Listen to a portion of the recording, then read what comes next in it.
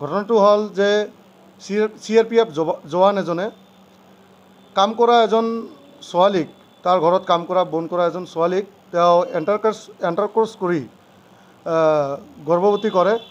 আৰু সেই বিষয় লৈ আজি আমি ৰাষ্ট্ৰীয় বজৰং দল, অভিযুক্ত গোৱালপাৰা জিলা আক্ৰাসু তথা গৰিয়ামৰীয়া ছাত্ৰ মুক্তি সংগ্ৰাম সমিতি, বেংগলী ফেডাৰেশ্যন আমি যৌথ উদ্যোগত আজি সংবাদমেল আয়োজন কৰিছোঁ।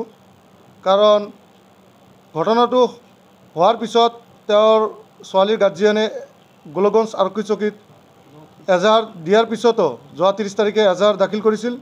এজাহাৰ দিয়াৰ পিছতো এতিয়ালৈকে কোনো ধৰণৰ বা একশ্যন বা তথা কাৰ্যক্ষেত্ৰত প্ৰশাসনৰ ভূমিকা দেখিবলৈ পোৱা নাই।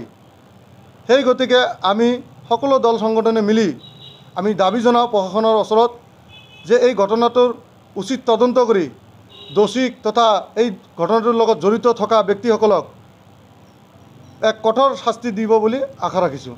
আমাৰ স্পষ্ট দাবী যে এই 1 বছৰ আগত হৈ যোৱা এই অবৈধ ঘটনা বা এইটা মাৰাত্মক ঘটনা গাপ দি ৰখাৰ পিছত যোৱা 1 মাহ আগত যি ইজাহাৰ দিয়া গৈছে, এই ইজাহাৰৰ কিন্তু আজি কোনো ধৰণৰ আমি ফল দেখিব পোৱা নাই। ধুবুৰী পুলিচ প্ৰশাসনৰ ওচৰত বা গোলগঞ্জ আৰক্ষীৰ ওপৰত আমাৰ বিশ্বাস আছে যে ইহঁতসকলে ধুবুৰী পুলিচ প্ৰশাসন বা গোলগঞ্জ আৰক্ষী বিষয়া তেখেতসকলে অতি সোনকালে এই আসামিক কাৰায়ত্ব কৰিব লাগে। অন্যথায় কিন্তু আমি এই আজি একত্ৰিত সমূহ দল সংগঠনে আমি ইয়াৰ কিন্তু এটা প্ৰতিবাদ বা আন্দোলন কাৰ্যসূচী লৈ যাবলৈ বাধ্য থাকিম। আমি সেইকাৰণে ধুবুৰী আৰক্ষী অধীক্ষক মহোদয়ক বা গোলগঞ্জ আৰক্ষীৰ ভাৰপ্ৰাপ্ত বিষয়া মহোদয়ক অনুৰোধ কৰিছোঁ যাতে আমি আগন্তুক দিনত আন্দোলন কাৰ্যসূচী লৈ যাব নালাগে।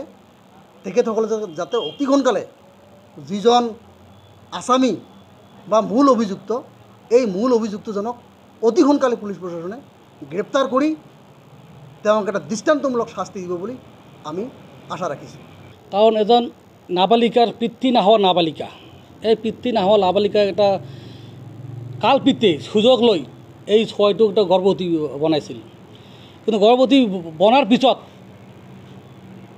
এইটোত এটা কিছুমান দালাল চক্ৰই এই বস্তুটোক দাবে ৰখাৰ চেষ্টা কৰিছিল। এইটো চেষ্টাৰ ফলত আমাৰ কিছুমান গোলগঞ্জ অঞ্চলৰ ৰাইজে আমাৰ চাইল্ড ডিপাৰ্টমেণ্টৰ লগত যোগাযোগ কৰি চাইল্ড ডিপাৰ্টমেণ্টৰ মানুহ লৈ আনিছিল। আনাৰ পিছত চাইল্ড ডিপাৰ্টমেণ্টে যোৱা 30 তাৰিখত এই ছোৱালী আৰু ছোৱালীটোৰ মাক লৈ থানাত গৈছিল। থানাৰ পিছত ছোৱালীটোৱে এজন ৰাজাৰাম চৌধুৰীৰ নামত এজাহাৰ দাখিল কৰিছিল। কিন্তু আজি 17 তাৰিখ 30 তাৰিখে এজাহাৰ দাখিল কৰিছে। আজি 17 তাৰিখ আজিলৈকে কিন্তু গোলগঞ্জ আৰক্ষী তথা ধুবুৰী জিলা প্ৰশাসনে কোনো গুৰুত্ব প্ৰদান কৰা নাই বা আসামীক আজিলৈকে গ্ৰেপ্তাৰ কৰা নাই।